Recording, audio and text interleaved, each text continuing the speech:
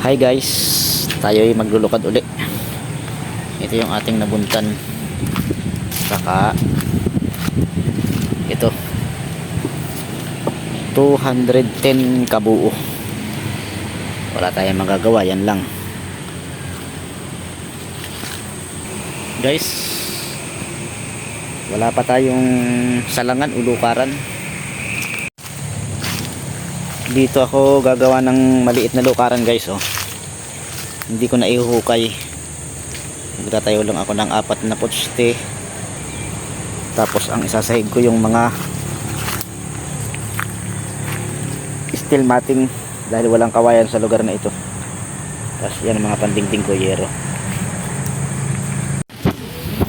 Guys, nakapag-back na tayo. Yun nandito, na-back na natin. Yun nandun, na-back na rin. Kulang ng 50 pirasong niyog. Napakalapit na sa bahay niyan mga idol, pero nawalan pa rin.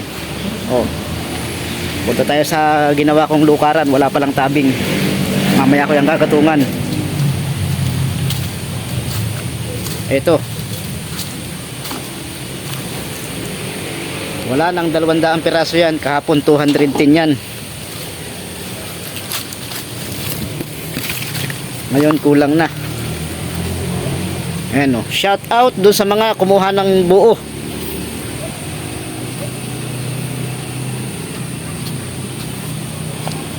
Sana mapakinabangan nyo yung perang mapapagbintahan nyo. Wag alak.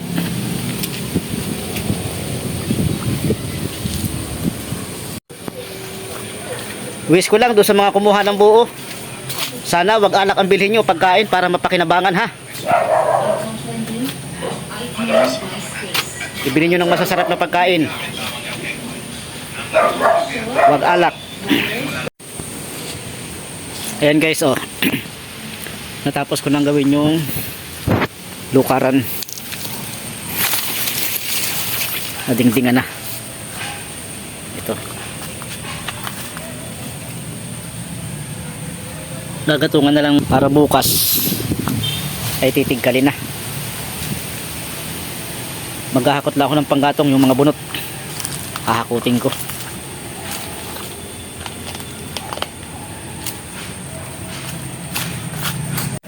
Ito yung ating magiging panggatong. Yan, hahakutin ko yan dun sa malapit sa lukaran. Maulan ang aking paglulukad. Ayan, maputik na.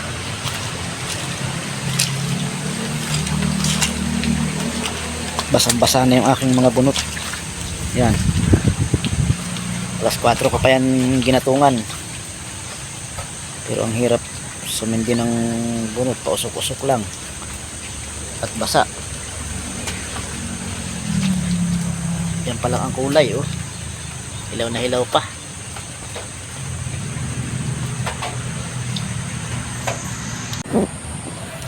Guys, sobrang putik dahil walang tigil ang ulan. Ayan, ito yung abo, malamig na. Alas 3 hinango ko itong aking nilukad, at dahil pa ulan-ulan, dinala ko dun sa bahay ni Ate Ilby, at dun ko titiggalin yung mga lukad. Dito tayo magtitiggal naman. Ayan, dito ko nilagay ang lukad. Ito yung aking tigkalan. Wala pang upuan.